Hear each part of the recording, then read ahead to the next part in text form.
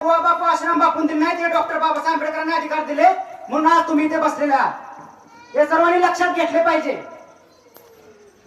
कारण की आजकालची सामाजिक परिस्थिती बघता संविधान किती गरजेचं आहे हो। संविधानाशिवाय तुम्ही जगू शकत नाही। बाबासाहेब आंबेडकरांचे शिक्षण अमेरिकेमध्ये झाले होते। अमेरिकेमध्ये देखील माझ्या महिला माता भगिनी ते बसलेले आहे, पण त्यांना सांगताना खरोखर बाबासाहेब आंबेडकर किती मोठे व्यक्तिमत्व होते सांगतो। अमेरिकेमध्ये बाबासाहेबांचे शिक्षण झाले, पण अमेरिकेमध्ये देखील महिलांना मतदानाचा अधिकार त्यांनी संघर्ष करून मिळवलेला आहे। संघर्ष करून अक्षरशः महिलांनी रस्त्यावर मतदानाचा अधिकार मिळवण्यासाठी रस्त्यावर आल्या, पण बाबासाहेब आंबेडकरांनी एका मिनिटात तुम्हाला मतदानाचा अधिकार दिला। आज झोपडीत राहणाऱ्या माझ्या आजीला आणि मोठ्या मुकेश अंबानीला देखील एक मताचा अधिकार आहे। समानता काय असते? बाबासाहेब आंबेडकर मनुस्मृती का झाली? कधी विचार पडलाय का? काही वर्ण सिस्टीम होती। आज इथं आपण बसलेलो आहोत, का बसलेलो आहोत? आज संविधान सन्मान दिन आपण साजरा करतो, पण सगळ्यात महत्वाचं तुम्हाला सांगतो, आपण संविधान वाचलं पाहिजे। कारण की तुम्हाला सामान्य लोकांना काय अधिकार दिले?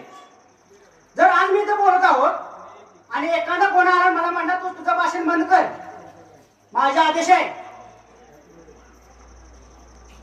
तर मी काय करेन? मी तर बंद करणारच नाही। पहिली गोष्ट म्हणजे समोर असल्यावर कुणाला भ्यायचं, वापस संविधान मागे असल्यावर कुणाला भ्यायचं? बरोबर आहे ना?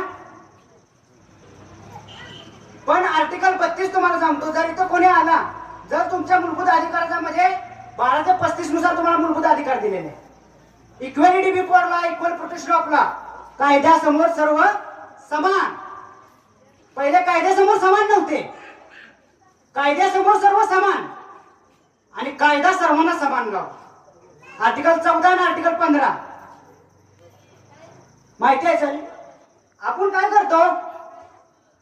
संविधानाचं वाचन करत नाही, म्हणजे वास्तव आहे, सिरियसली सांगतो।